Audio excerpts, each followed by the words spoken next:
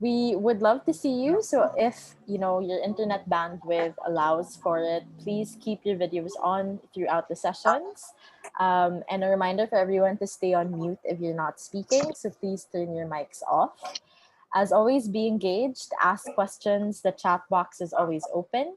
And we will have, a Q&A session towards the end where you can turn your mics on and ask your questions.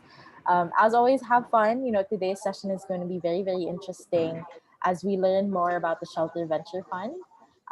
So if you have any questions prepared already, feel free to just raise your hand or keep them in the chat box and we can moderate the Q&A later on. All right. So again, welcome to today's masterclass on impact investing and the Shelter Venture Fund. Very, very thrilled to have our next speaker with us.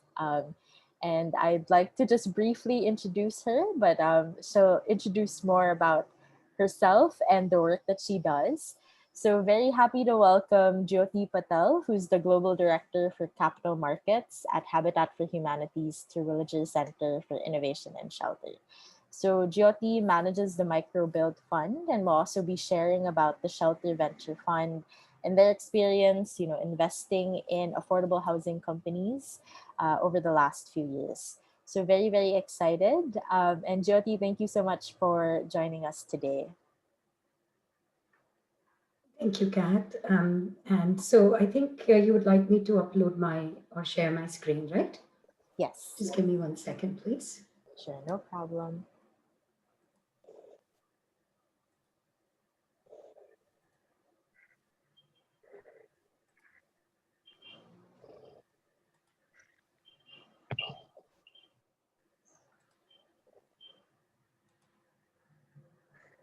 Kat, please let me know if you're able to see. Yep, all good. Right. All right. So, hello, everyone, and thank you for joining this session. This is going to be a class on impact investment, and thank you so much for your interest in this field as well. So, all of you already know about the ShelterTech because you participated in it. And as our goal, we want to make a ShelterTech, which is a part of our innovation and entrepreneurship vertical, to be the leading platform for affordable housing that is doing innovative, disruptive work so that we can provide products and services that are affordable to the low income household, which is the target market of Habitat for Humanity. Our goal is to make housing as one of the top impact investment categories within the next 5 years. Most of you will be aware that people have, when we talk of impact investments, there are mostly institutions or NGOs that are very focused on very niche market. They'll be either doing water, sanitation, but very few actually do have housing as a focus, and which is what we want to really bring back to the focus to. The reason being, more than 1.6 billion people live in inadequate shelter, but the pandemic from last year has really shown us that housing has become a very dire need, especially when people are asked to shelter in place. So most of you are also aware about this particular slide, which talks about the Terwilliger Center and the programs that it leads. So the impact investment is a vertical, but it's within the program framework. It is a part of our housing finance system. So we have a microbuild fund, which I'm going to talk about shortly, and the Shelter Venture Fund. So these are the funds that are led by the impact investment team within the Terwilliger Center. So, what is impact investment? Most of you must have heard the term. Like a lot of words get thrown around. It is socially responsible investment. It is venture philanthropy. It is responsible investing and microfinance. So these are the terms that most people are familiar with. But what does really impact investment mean? So the idea with the impact investment is that the investments that are made are with the intent to generate positive, measurable, and environmental impact alongside financial return. So some people talk about triple bottom line, which is the environmental and social governance. Some people talk about double bottom line, which is the social and the financial. Whereas impact investment is really a culmination of all of these definitions that you see. And generally, impact investments tend to target rate of returns that are below the market rate, depending, of course, upon what is that investor's strategic goal. So there is this particular investor forum, which is called as the Global Impact Investor Network, or GIN. They did a research last, I think, 2019 now, and the size of the impact investment has really grown exponentially from 2016 to 2018. Five times, if you, or nearly four and a half times over. So a large part of it is driven by so much of the climate change agenda, the bridging the income inequalities. To give you a few examples. So, who are these impact investors? Um, these are, development finance institutions. Some of you must be very familiar in your own region. Like, let's see, for example, in Southeast Asia, there is the Asian Development Bank. There is a DFC, which is based out of the US, which is the US Development Financial Corporation. FMO is a part of the Netherlands government.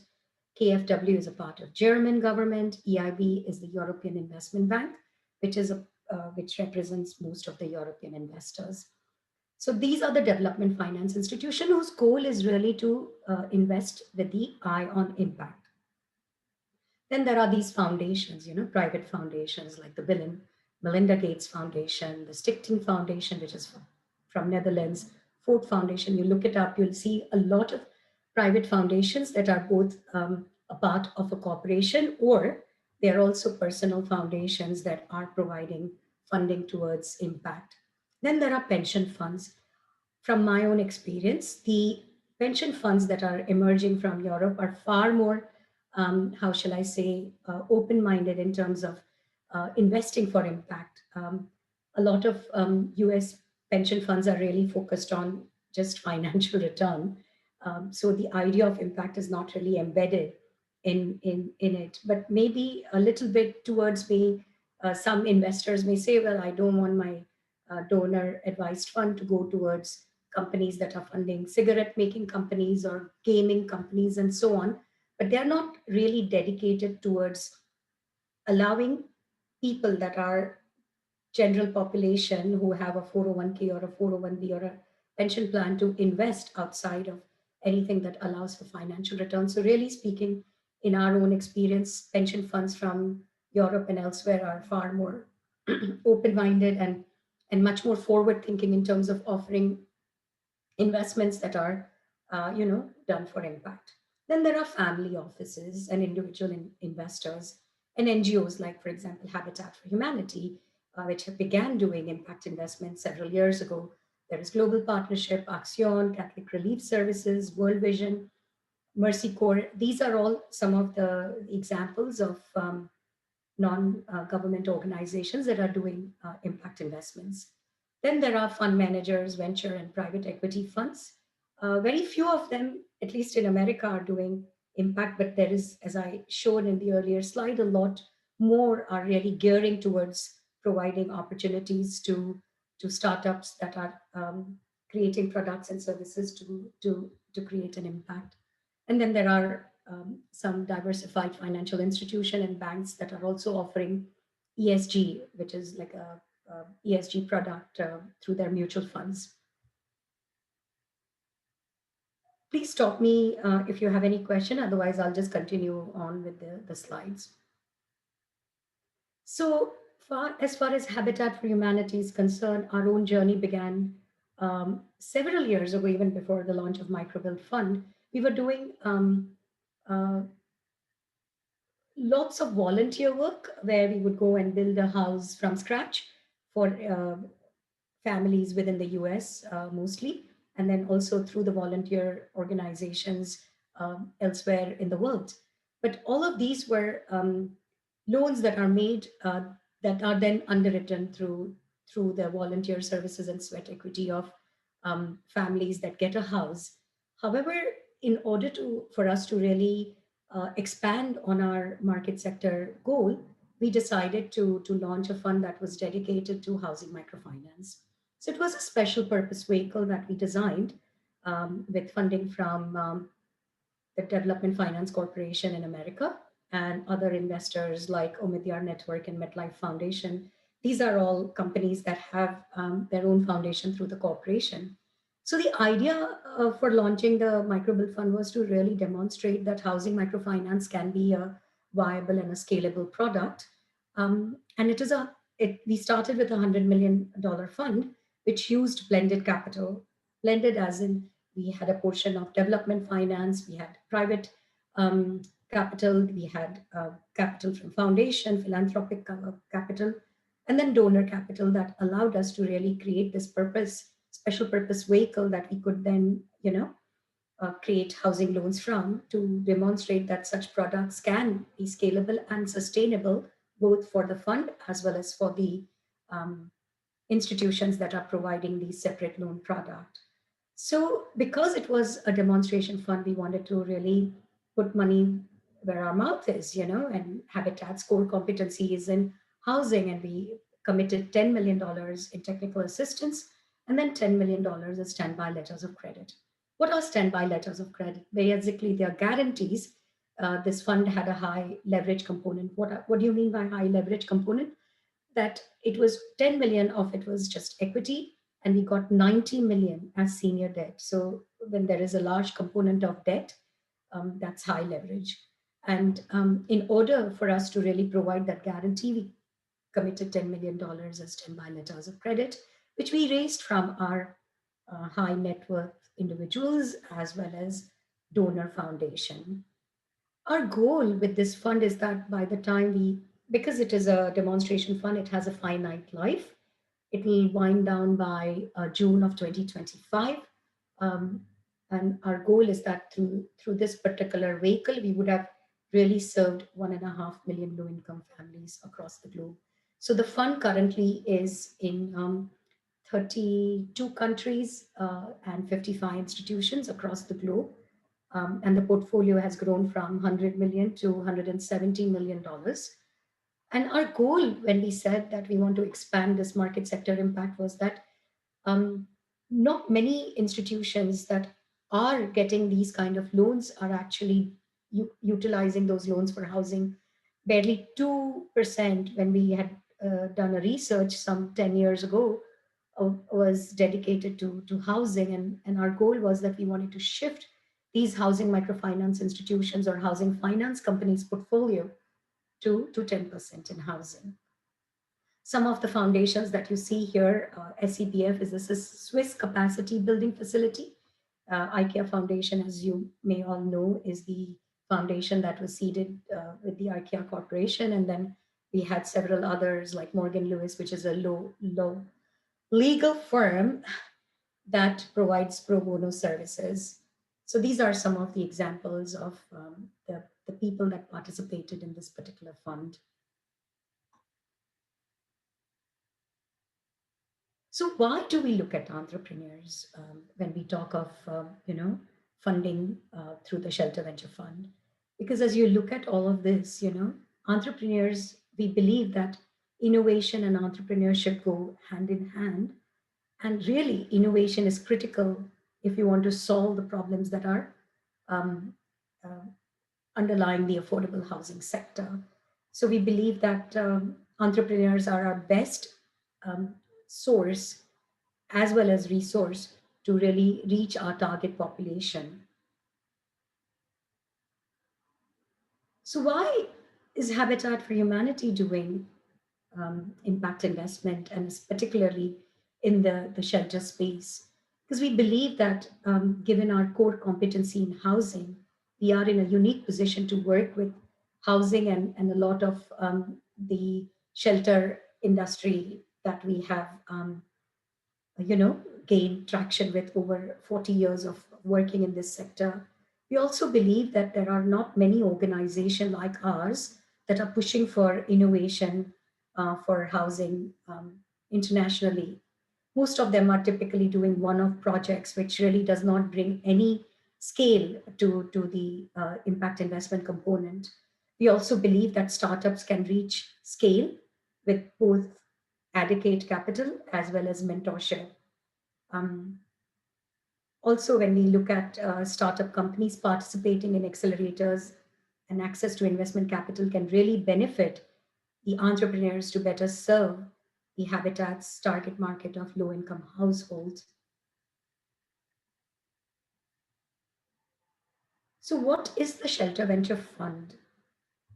The Shelter Venture Fund was established by the Terwilliger Center in 2017 with the idea that we would help the shelter entrepreneurs in developing disruptive and innovative solutions. So you can see this picture where on top you'll see these houses which are really roofed with very low cost tin sheets that are not sustainable and really creates health problems for the families that reside underneath. It also really creates most of the people that we serve are also use productive housing, meaning they work where they earn they live, and so when they work out of such a home and there are constant disruption due to climate change, there's heavy rainfall and either it's too hot, these entrepreneurs cannot really meaningfully address both their livelihood as well as their living condition. So we find entrepreneurs who are trying to really say that I am going to create this kind of a disruption in the market by creating a roof that is going to be both sustainable but also affordable for low income households that reside in these kind of areas. And that's the kind of disruption we look for in our potential entrepreneurs, to say, um, look at when you look at the this particular picture, what I feel is that lead firms, firms that have the capacity, have really not understood this kind of a target market, because they are like, okay, we are going to give them a product and they have no option. They're just going to continue living under tin sheets and very inadequate roofing. And that's not the viewpoint, right? Because when you look at the microfinance industry, you can find that these entrepreneurs and the families or the household that live in these areas have the capital and the capacity to afford a new roof. It's just that the market has truly failed them. So the idea for us is to really provide both capital and adequate mentorship that these startups can then really grow. And we our goal is that through the Shelter Venture Fund, we hope to accelerate the entrepreneur's pathway to reaching our target market, which I'm going to repeat many times over, low income households across the globe, thereby creating significant impact, but also parallelly address the United Nations Sustainable Development Goals. There are 17 of them. Not one goal really talks of housing. There is clean energy, water, sanitation, sustainable cities, but there is not one that is really dedicated to housing. And really, for us at Habitat, that is the goal, that we really create housing as one of the top five um, categories of investment through entrepreneurship and innovation. So, what kind of investments do we make? Typically, our goal is to really fund companies and startups that are not in the ideation stage. We are not in the business of supporting entrepreneurs that have not created a full-fledged model that is sustainable for them, right? So it's like we don't like to go through the very seed or the ideation stage. We prefer to go towards very early stage or round A, where there has been some commercial sale, there is a proof of concept that has been established. So our sweet spot as far as Shelter Venture Fund is concerned is very much in the middle. It's not to say that we will not fund very good concepts. It's just that we want to make sure that these concepts have the probability of really launching. Because in the end, we want the entrepreneurs and their product to succeed, but also address the market. So it has to be a win win situation for everybody that is participating. I'm going to pause here just to see if there are any questions. And I'm very sorry, I just have a really bad um, cold, that is making me eat some of my words. So please don't hesitate to ask me if if you have any questions. So, or Kat, you can facilitate in case if, you know, maybe prod questions. Otherwise, I will just, it'll become a monologue. I want it to be a very dynamic masterclass. Right. Thanks, Jyoti. Any questions from the group this at this point?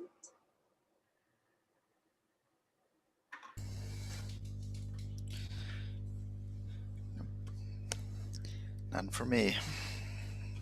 We'll continue on. All right. Thanks, Jyoti.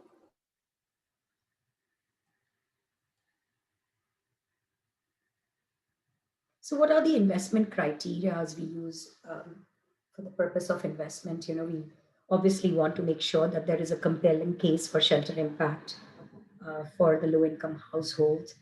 Um, we facilitate investment through any housing related products and services. It could be roofing, energy, water, sanitation, flooring, property rights.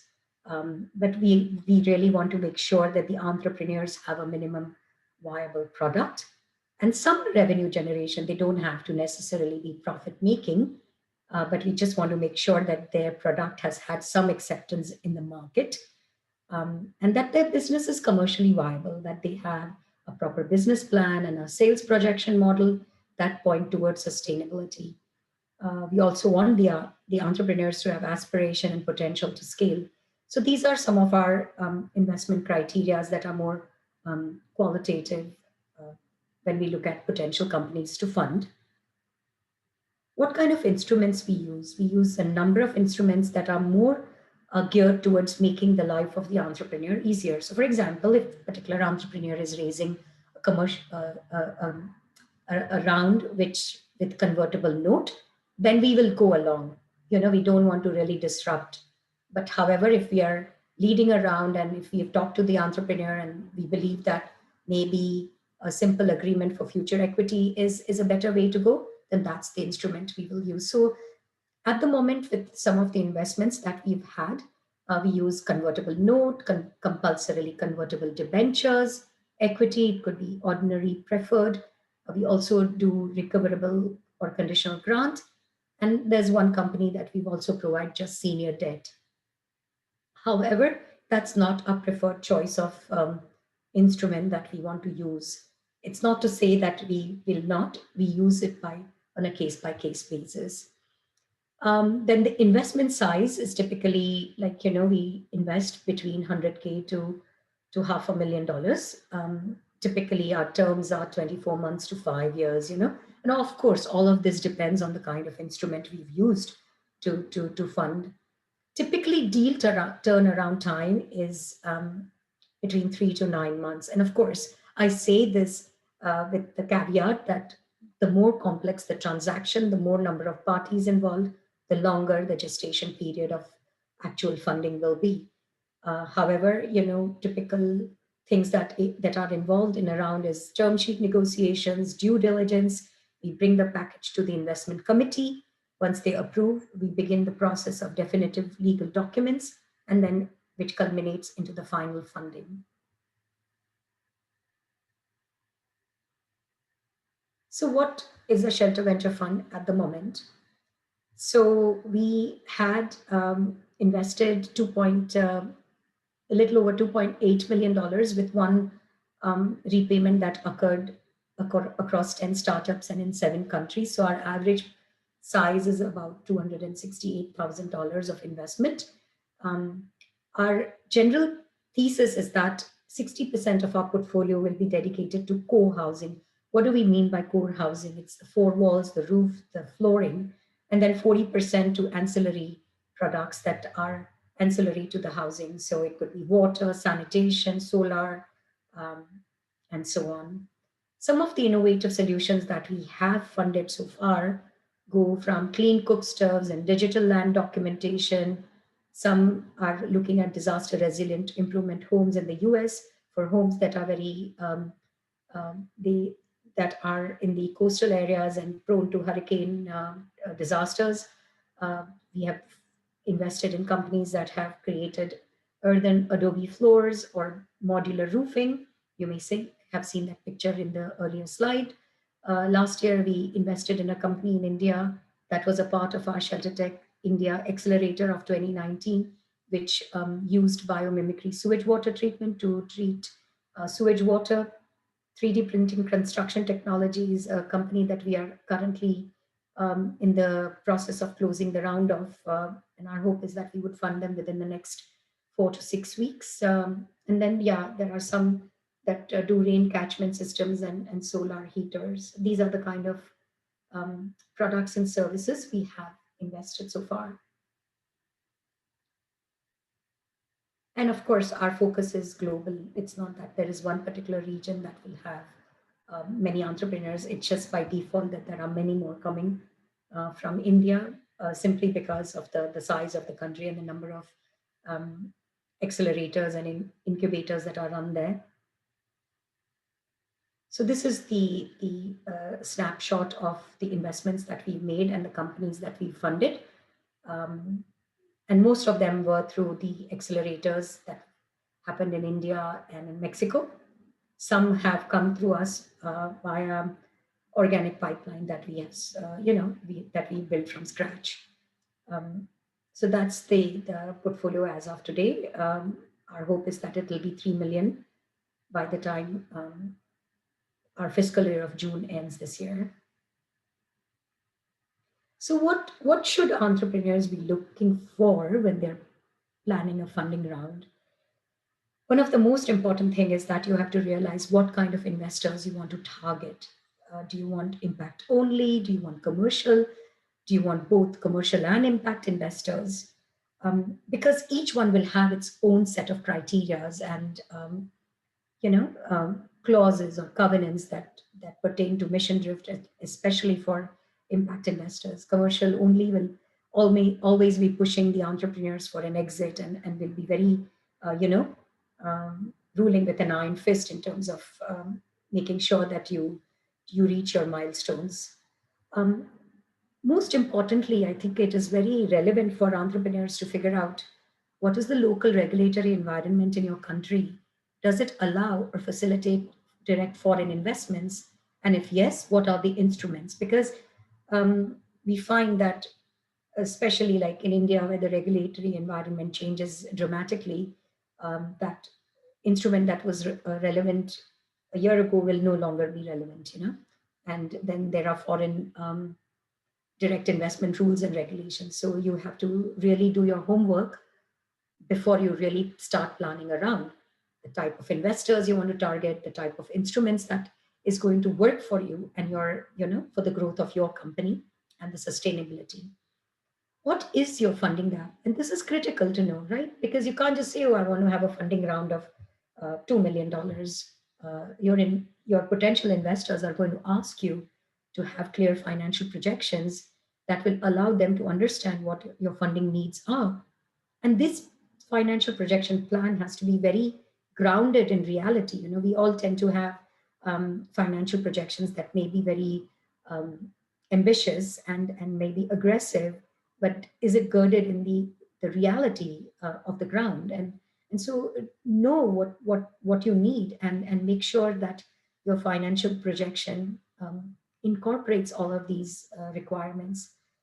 It's very important to be transparent. We've noticed companies that we funded, and then there might be political potential litigation or some a political nexus that they have that might become encumbering to close the funding round in a meaningful way.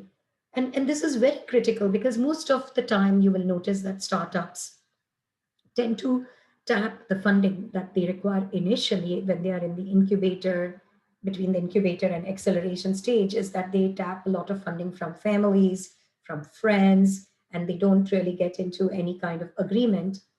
Lo and behold, when you're really starting to do a formal round, this can become a potential for litigation if you have not had any clear um, set of requirements that were articulated in an agreement.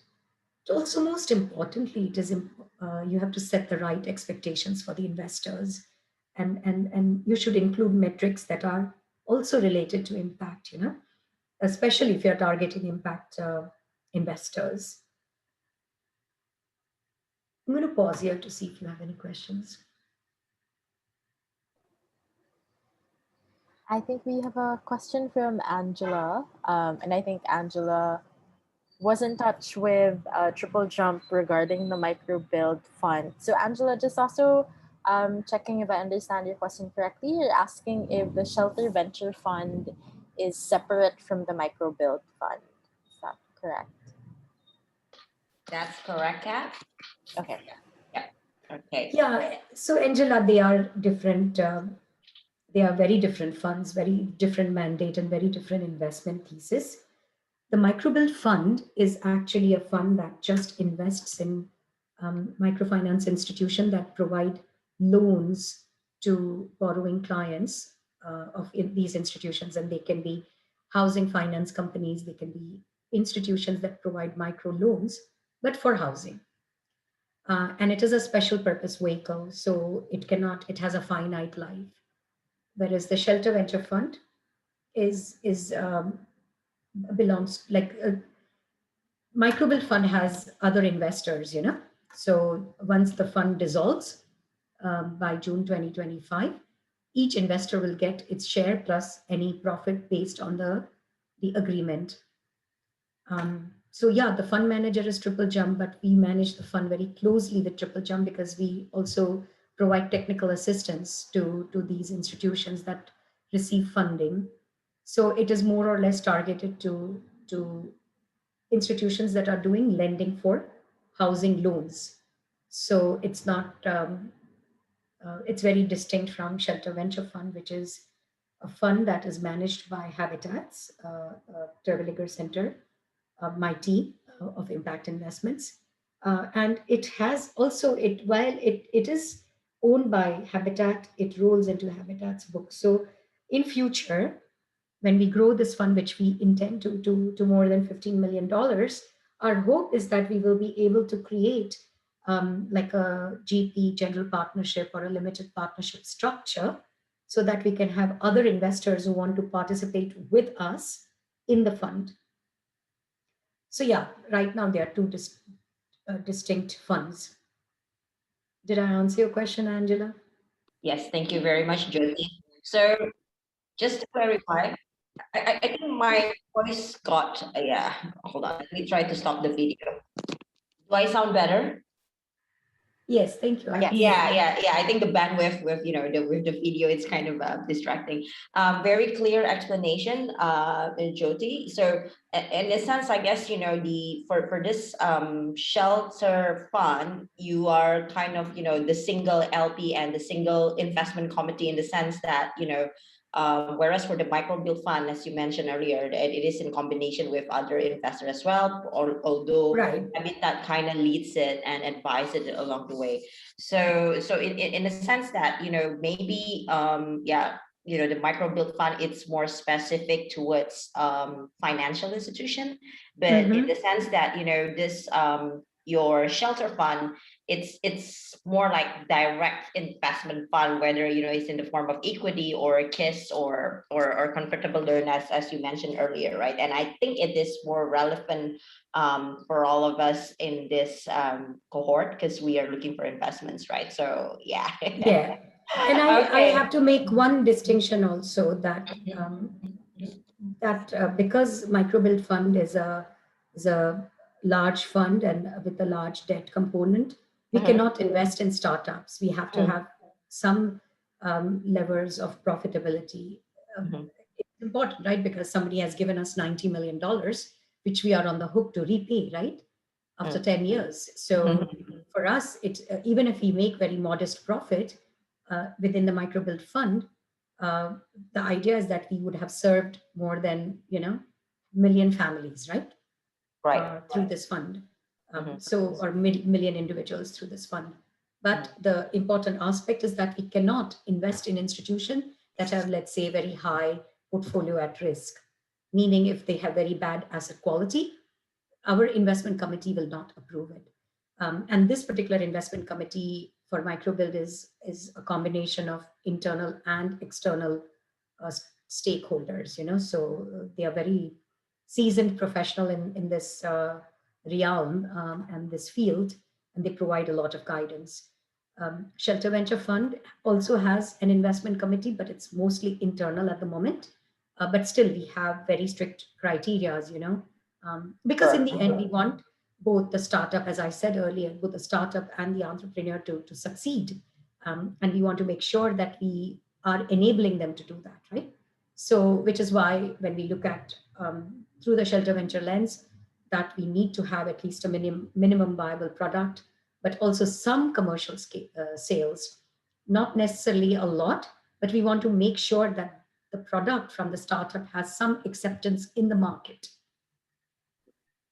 So out of curiosity, like, I mean, we are doing the I think like some investment meet the investor pitches tomorrow, right? So Yeah. is this shelter fund will be part of it, or it will be a different assessment, or how do you look at, like, perhaps, considering participation in investing in the cohorts right now? Is it I believe, when you run this program, that is one of the intent as well, right? So is it like, Absolutely. right, so is it like, together with the other external investors that will be joining in tomorrow, or you will have your own special session, because this is kind of, yeah, it's Habitat's program, right? So just would like Right. to understand better how, how we can touch So I base. think we will be there, right, with the other investors. But we tend to, like, the way we work is because this Shelter Tech is, the cohorts are so well known, right, to us. We just want to make sure that first of all we bring the investors to the fore to really see and evidence interest. But just from my own experience, it's not that, oh, you will have a pitch day tomorrow and somebody is just going to write a check, right? Um, the pitch day is a good way to really showcase your innovation and your business plan to potential investors.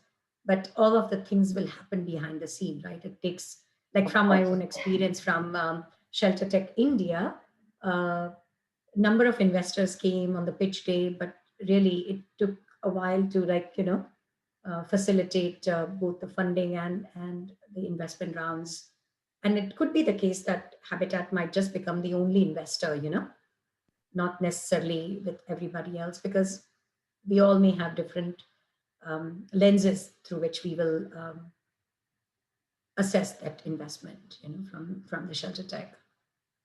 Sure, noted. But suffice it is to say, yeah, we have funds that we will be able to shortlist a list of cohort from the cohort to invest in. Noted. Thank you, Jyoti. Okay, thanks, Angela. Great. Thank you, So Angela. Sorry, Jyoti, do you mind? I think we have maybe about two more questions please, that's in the the whole chat idea. I don't box. want this to be, as I said, a monologue, so fire away. Sure. I think we have a question from Tim, and I think, Tim, I've shared the website of Modroof in the chat. But I was curious if you had any other questions for Jyoti. I know that you were interested in, the investment that they made in Modroof. So is there any follow-up question that you'd like to ask as well? Yeah, thanks very much for your talk so far, Jyoti. It's very enlightening. From giving us a much bigger perspective of investment, impact investment. Yeah, I guess what I'm hoping for is to be able to connect with people around the world within the sphere of Habitat, and to be able to exchange with them our technology, and for them to also tell us a little bit about theirs, and see if we can work out some synergies between each other for housing constructions. So I'm in the process right now of using Canaf biofibers to make roofing materials. And so when I saw Modroof, that kind of excited me, right? Of course. And this is the great thing, right, about this whole process. I think Right. no, I fully get it. So I mean, Yeah. we have talked internally within our Shelter Venture Fund where we have said that it'd be great to have like a peer learning, where we can bring all of these Yes. entrepreneurs together in Yes. the ecosystem from all the shelter techs that we've held in across the globe. But this is it, and so if you Yeah. want an introduction or if you want to, absolutely, I mean, this is the whole idea about expanding this the work that we do Right. across the globe and really make peer-to-peer learning possible. Yeah. Yeah. So that would be great if we could connect with them. Yeah, I think. Modroof, Yeah. you will be able to get their website, but if not, I mean, one of us, Mira, myself, or I, Lizanne also can I, I provide I you. think I see it on their website. Hasit at re Hasid dash Kanatra, venture. yeah, Yeah, yeah, yeah. Okay, I'll give him a knock on his door. And absolutely, yeah, thank you very much. Yeah, appreciate it. of course. So, Kat, I think you had someone else who had a question. Yes, I think there's a question also from Kongi. So Jyoti, I know you've talked about, this investor spectrum. So Kongi's question is around, sort of, are there different documents that you would need to submit to an impact investor, for example, compared to a purely commercial investor? And what sort of documents, for example, might that be? Or you could also share, the type of documents that you look for in the Shelter Venture Fund when you do investments. So I think that was my next slide. So maybe we go to that and then maybe that question gets answered. So when Okay, we were great. so we talked about impact and we talked about commercial investors, right? So um, when we look at the documents, so commercial investors, and there will be some commercial investor who will just, they are focused only on getting like x times the multiple of their investments, right? Which there's nothing wrong in that. In the end, we want, that is the barometer of success too, right? But our goal when we are doing this is to say that we want to make sure that there is some milestone, right? So let's say if we have invested and I'll give Rematerials example. We invested in Rematerials $500,000, um, and the idea was that we would do it in two tranches. So we had laid out some impact metrics for them to achieve that would trigger the second tranche to be paid. And so we had participated in that company through a SAFE agreement, which was simple agreement for future equity, which if there was a future round, it would trigger into preferred equity, right? So there were other investors that were uh, CSR investors, not necessarily commercial, but we had impact investment metrics that we really wanted to gather because it allows us, to understand how this investment is progressing and all. So what we do is when we have, like, let's say if there was a commercial investor together with Habitat, then we would not make the documentation so onerous for the entrepreneur, right? So we would say instead of trickling all our impact metrics in the final document, we just sign like a side letter with them, to say you will meet these metrics and you will make best effort to meet these metrics, right? So it's not like, oh, we said that, oh, you're going to do, just for an example, 100 roofs and then you only made 80 roof and that's going to be a breach of covenant. No, that's not how we look at it. So we are, it's not, like there is a penalty. It's just that we want to make sure that the entrepreneur has all the resources to succeed. So if they said 100 and they only did 80, we want to understand what happened, right? Was it the raw materials that they could not get in time, or was there production issues, and so on and so forth? Um, so yeah, basically we try to incorporate impact metrics in separate documents. But in general, the question was like, what are the documents we look for when we are doing our due diligence, right? So we look at, so this is also good for the entrepreneurs, right? So look at what is the current structure and ownership and look for potential liabilities and debt. You want to make sure that these liabilities and debt are not going to harm you as you start a fundraising round, right? So let's say if an entrepreneur is going to look raise equity, but some liability and debt may become encumbering because they have not done a very good job of having all of these agreements vetted and whatnot, So you want to make sure that all of these items are checked thoroughly, and make sure that your ownership structure and the structure that you wish to establish is very clean. We look for organizational documents and statutes, like memorandum of association, articles of association, certificate of incorporation. We look at the corporate charter to make sure that the company's charter is aligned with the business that you are, going to launch, and then also understand any restrictions that are within these articles of association. Look at what the funding instrument is. How do you value a startup? That becomes a core point. So you may have like your financial model in Excel. Then you may want to do sensitivity analysis to understand how you value this round versus when you go into the Series A round or whatnot, right? So you want to make sure that any valuation, there is a cap and a floor to it that is acceptable to the investors. There are conditions around mission drift talked about earlier, that if you have impact investors alongside commercial investors, let's say Habitat, I'm just giving this as an example, we said that you were going to be in the business of sewage treatment plant, and then you suddenly change your business midway, then that would be a mission drift for us, right? So we want to make sure that as impact investors, that there are certain conditions around mission drift, and if there is, then we will exit the investment. Also important is board structure. Then as a startup, sometimes most startups don't have like a proper functioning board.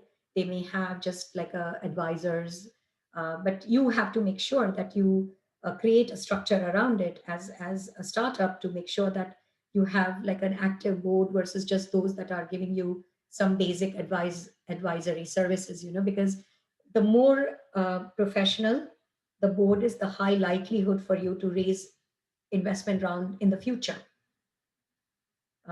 So generally we tend to always advise that, yes, a startup is, like trying to get all of the things together, their sales strategy, their marketing, funding, fundraising, and, their staff and whatnot.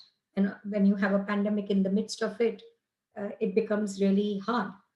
These are the times when a board will really help you, a professional board, to kind of keep you on track. So it's important to think about these things. So I mean, we can provide a very exhaustive list of documents, but these are the basics that we look for. Did this answer your question?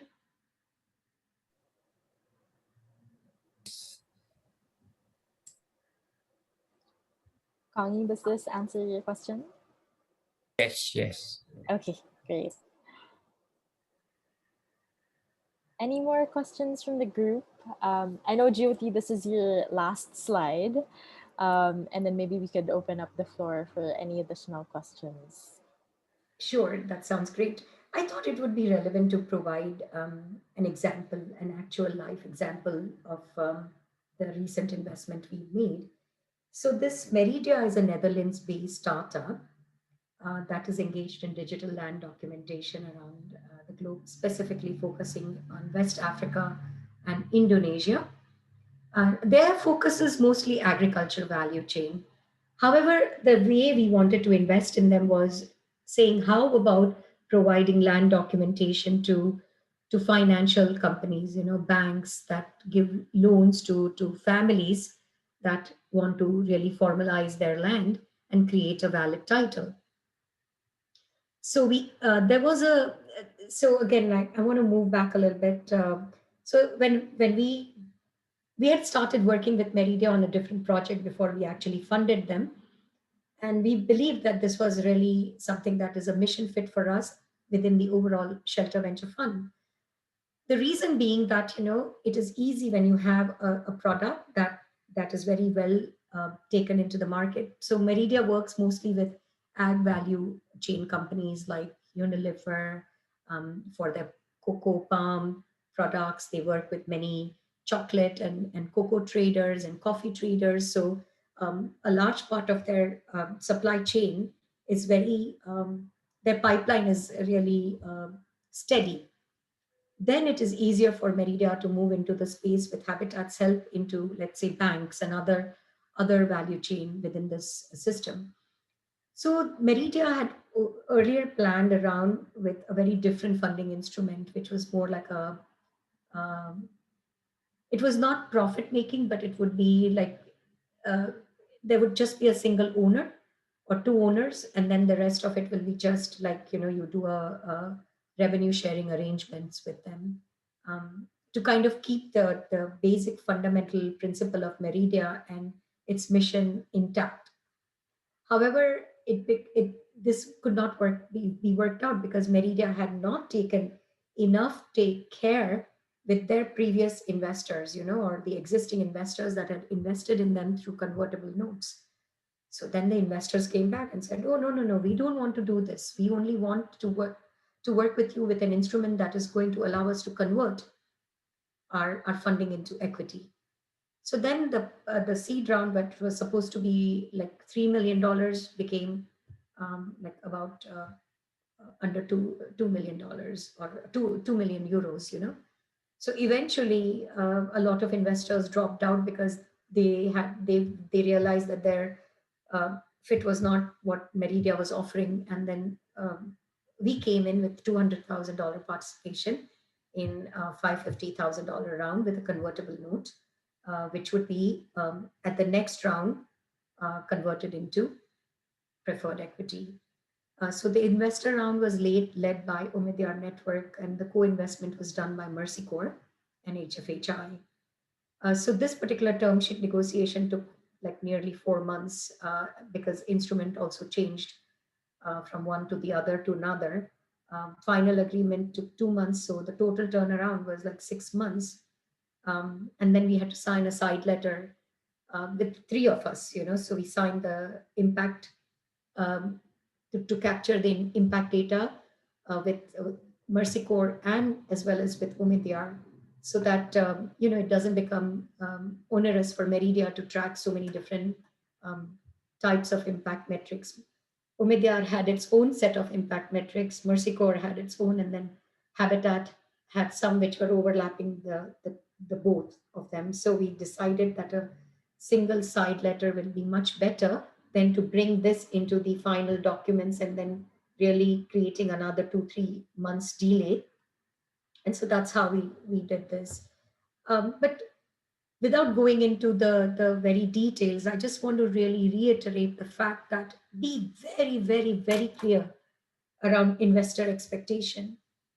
Make sure that you are engaging anybody that is currently in already a participant in your company, whether through debt or convertible note or have provided you equity. Make sure that you have all of the documents that are very clear, so that 2 or 3 months down the line, you're not going to really find that this is an issue, and then it really derails your entire investment process.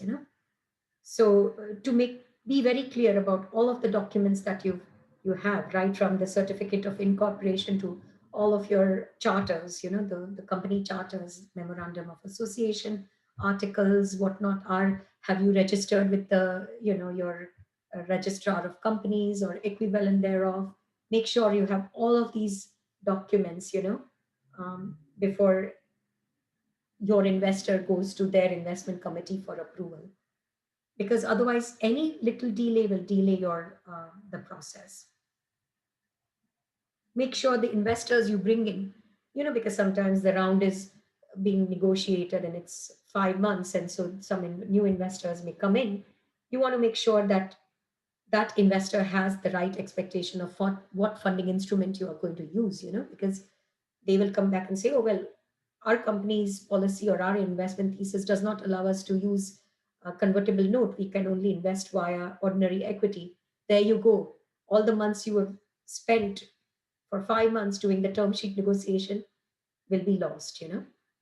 So, yeah, I'm going to stop here and really open up for question, because we can use half hour that we have for any question and answer session.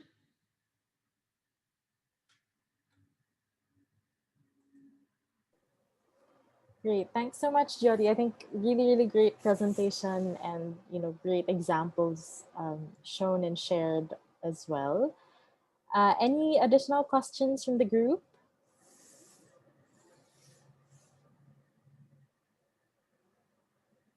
Since my screen is closed.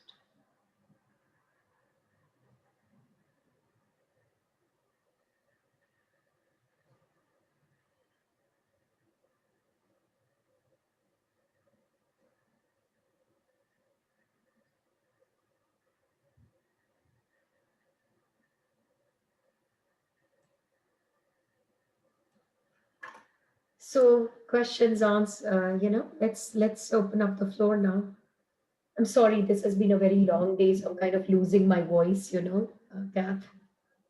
Yeah, no, thank you, Jyoti. I know it's quite late for you, so really, really appreciate the time. No problem.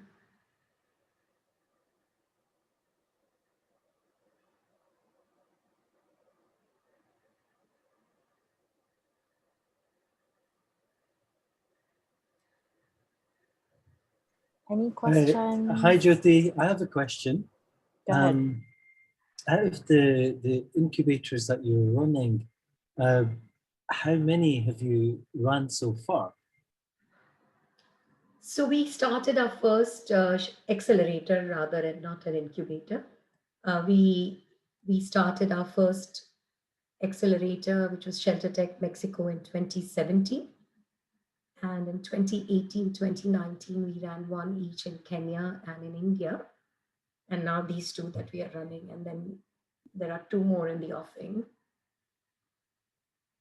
And Meera, you are also on online. Please feel free to provide some of your experience as well. On the Go on. Sorry. okay. Sorry, is that a question for me or? No, Meera. I was just going to ask. I saw Meera putting something in the chat, and I'm like, Meera, please feel free to weigh in. But I apologize for the confusion. So yeah, these are the ShelterTech accelerators we've run so far. Hey, Jyoti, I'm sorry, I've interrupted you again. I'll let you speak. Oh, I had a different question. So if you wanted to continue. Yes, I wanted to just ask Jyoti, how many a water utility type of businesses has ShelterTech invested in? So right now we have the one that we invested in India, which uses the nature's principle or biomimicry principles to treat sewage water. So we funded them last year in India, which was a part of our ShelterTech India Accelerator. But I think that's the only one. Thank you. So far. I'll let Meera I was just continue. curious. Oh yeah, no, this is Mona. I was just curious about, so Meridia, is Meridia considered a core housing product if it's about land tenure? Because you have to have land to build. Okay. Okay, thank you.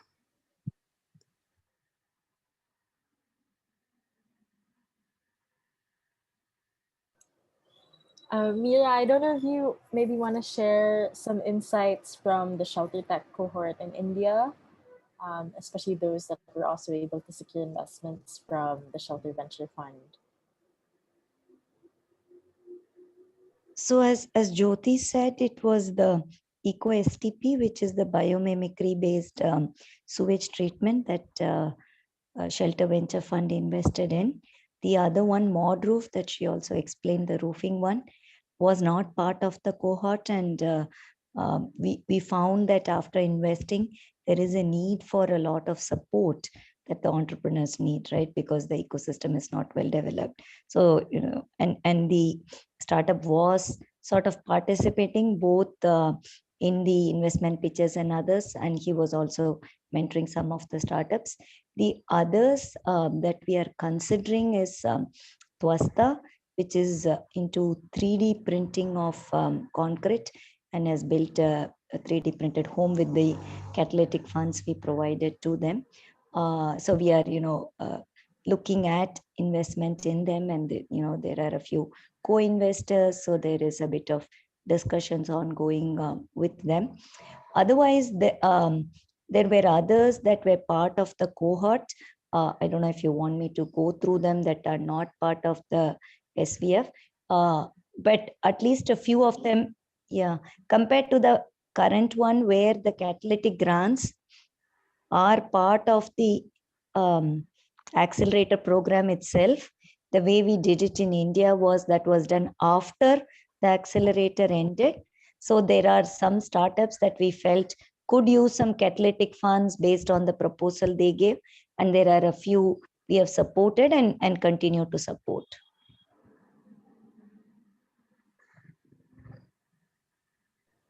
Yeah, Kath. Great. Thank you, Mira. Any more questions for GOT around impact investing or the Shelter Venture Fund?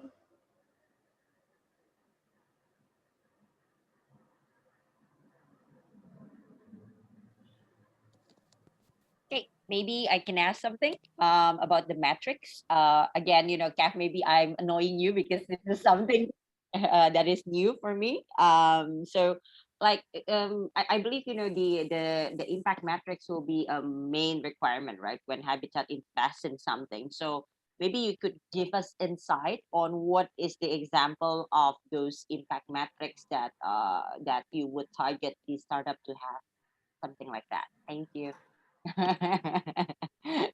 Okay, Kath, thank you. You're not annoyed by me.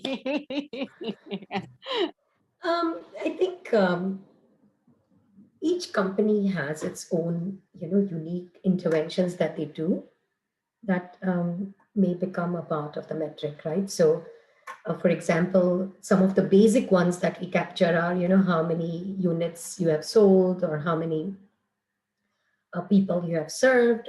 Those are like the most common ones that are common to every startup that we would fund. But then it sort of diverges, right? So how many kiloliters of sewage treatment has been treated, or how many rural areas and urban areas the clients you have served, or is your intervention let's say we may find that when we fund a startup, they have not quite reached our target level market yet, but we want to make sure that we put that as a condition that within a year or two you will reach Habitat's target market.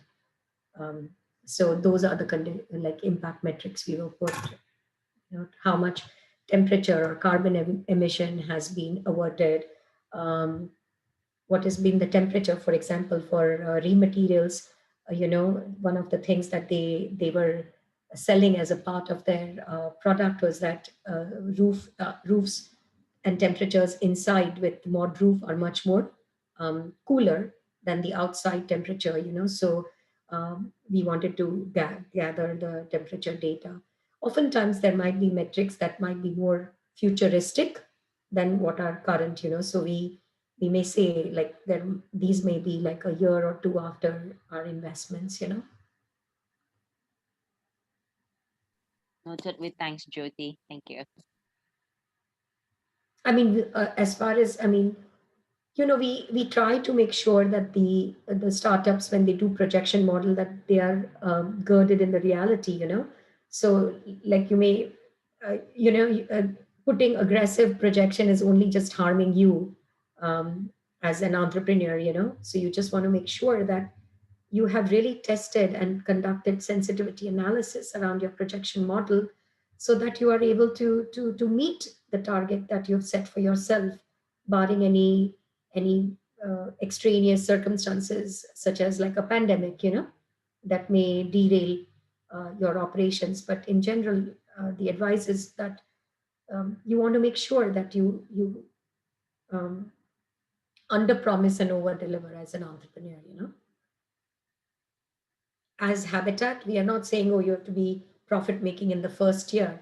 But if you are going to show that you're going to be profit making in the first year, then you have to be very, You want to be able to restore your investors' faith, because this is not you will need money as you grow, right? And you want the same investors to invest in you, at least, if not a lot of money, a part of it, so you want to establish credibility with them.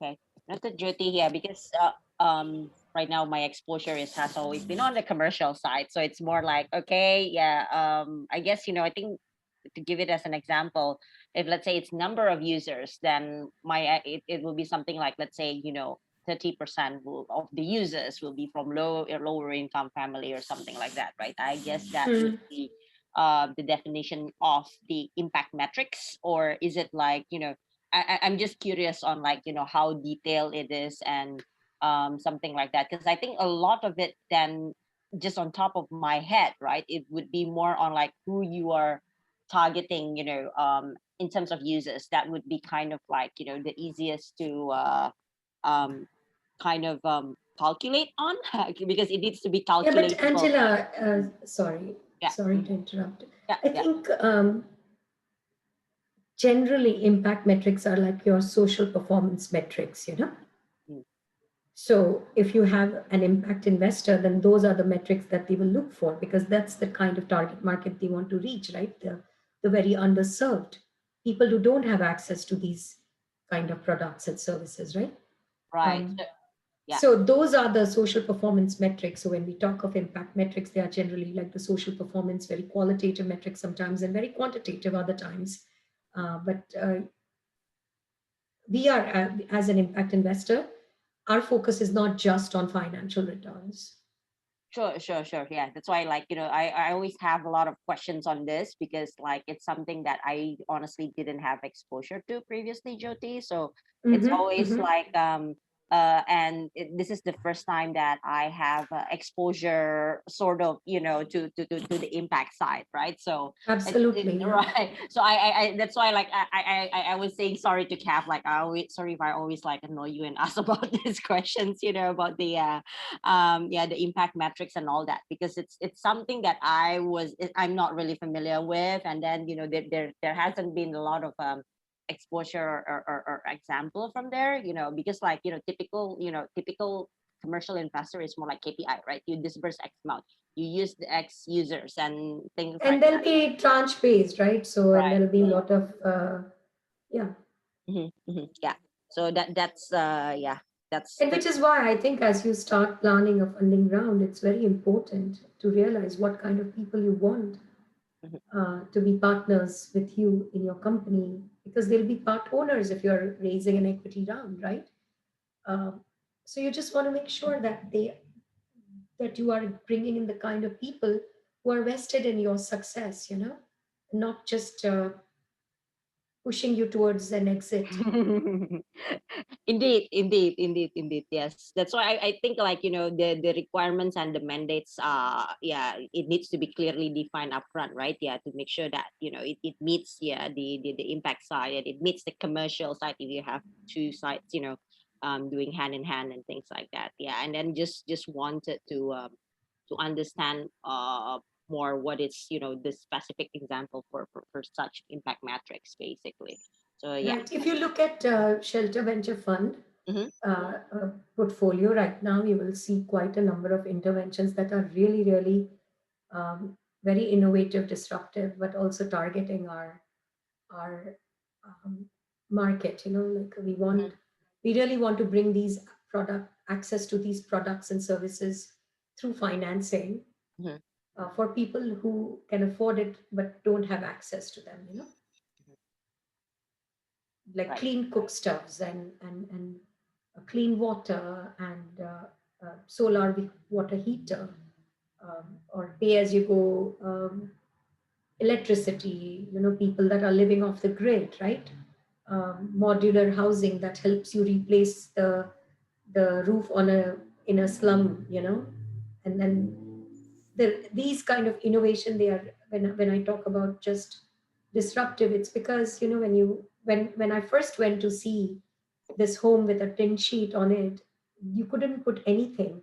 when the modular roof was replaced with the roof was replaced with the modular roofing, you could hoist a water tank on top of it, and you could put a solar panel. So a house that previously did not have running water now could, and previously which did not have electricity now could, you know.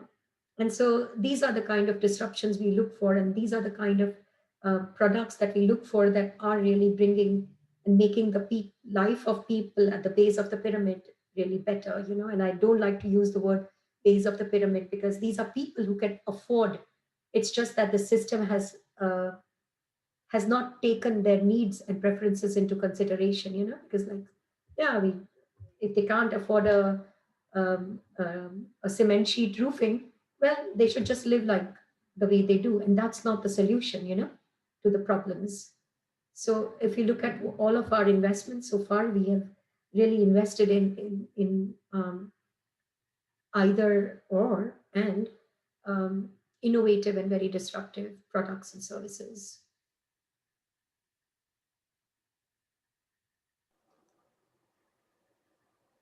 All right. Thank you, Angela. I see that Hannah has raised her hand. Hannah, why don't you go off mute and you can ask your question. Can you hear me? Yeah. It's there's a little bit of feedback, but I think we hear you okay. Oh yeah, sorry. Yeah, so yeah, my question is when you were hi Jyoti, sorry. Thank you so Hi. much for this. So Sure. my question is when you were talking about the Shelter Venture Fund, you were saying about how 60% of it is allocated to core housing, right? Yes. So if a startup has different business models, would we have to focus on the core housing part for this investment? So I said 60% core housing as an indicator, you know. So our portfolio allocation is like that. So let's say core housing means anything that is land, walls, roofing, flooring. We consider that as a part of the core house. But water, solar heater, you know, these are all ancillary products that are also attached to a house, right? So we use 40% towards those kind of investments in the portfolio. I see. So my startup is Sampangan. So for sorry, I'm not sure if Yeah, I was about to ask if you can tell me a little bit about your startup. yes. Okay. Sorry, I'm getting like breaking up I'll from mute the Wi-Fi. myself.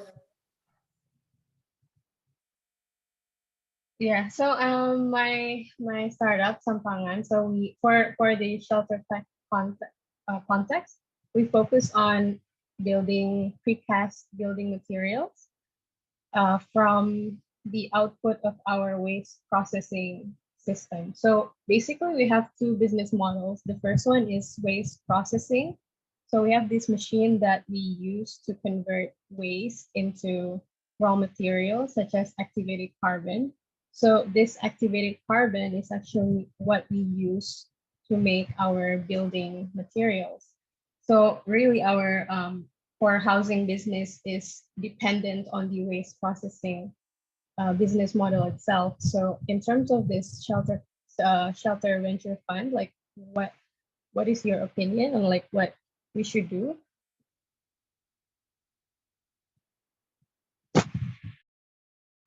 Oh, Jyoti, you're on mute. Sorry. Sorry,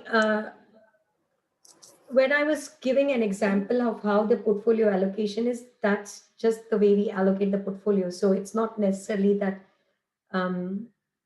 if we have an invention like a startup that if it doesn't fit the parameters, then it's rejected, right? So we have to consider everything. So for example, the sewage water treatment plant is not core housing, right? But it becomes the part of the 40% of our portfolio, which is it's a product that really is related to housing because it treats sewage water, you know. So I don't know if I'm making if my answer is something I that you see. I Is think I it's Hannah, not like yeah, go ahead, Meera.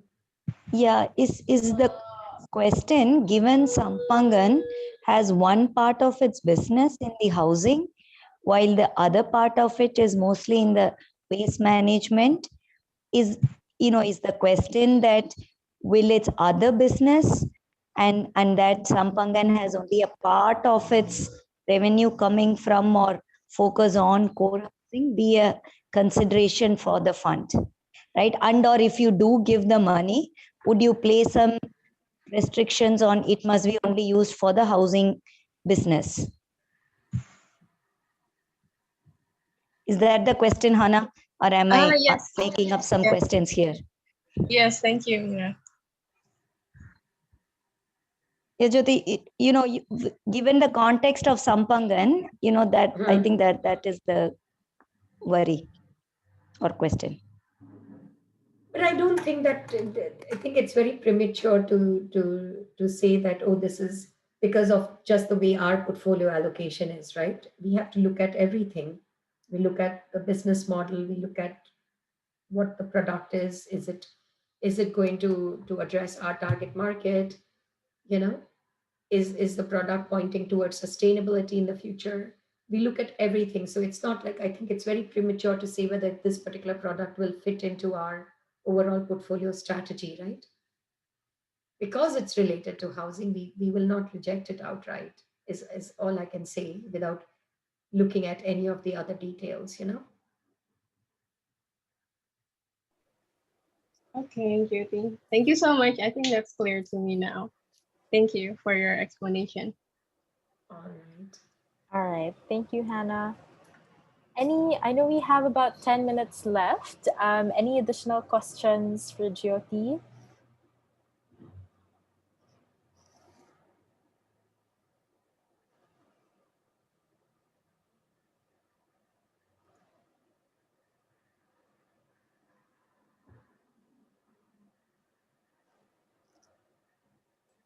I see Nick has turned on his camera. Do you have a question, Nick?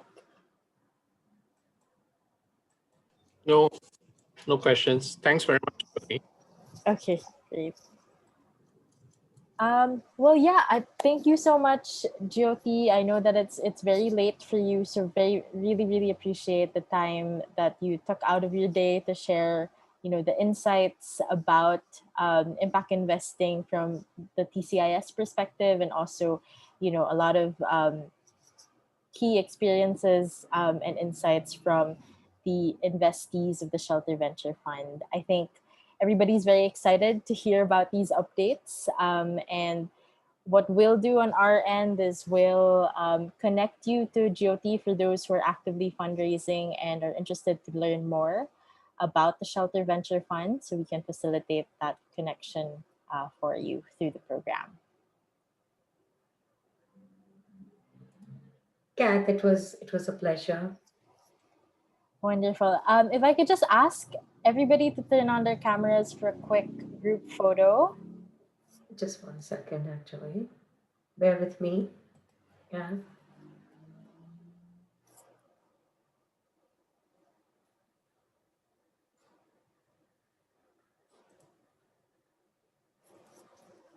I see Rachel and Mira.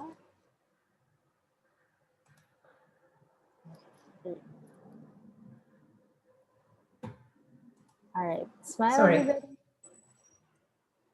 1, 2, 3. Great. All right, thank you, everyone.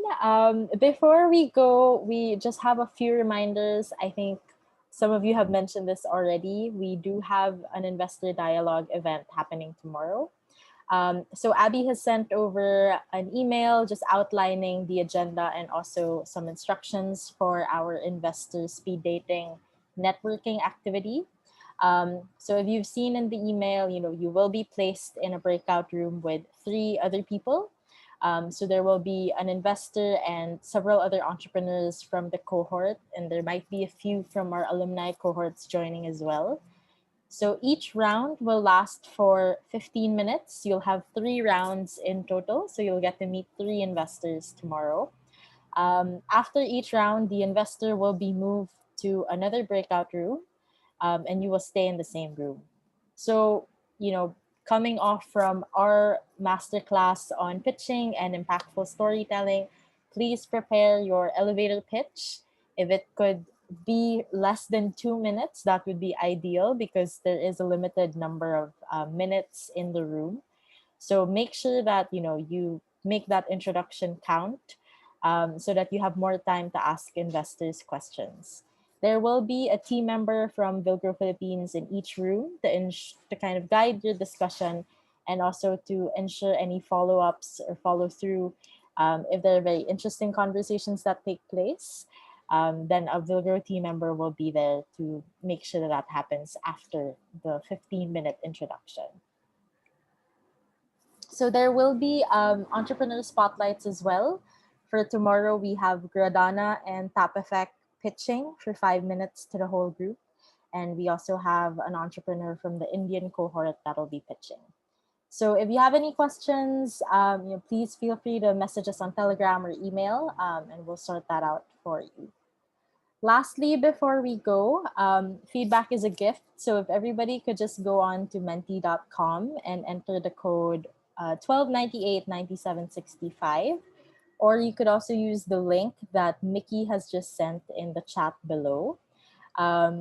You can, let us know how you felt about this session so that we can tweak and improve further sessions as well and provide this feedback to our speakers. All right.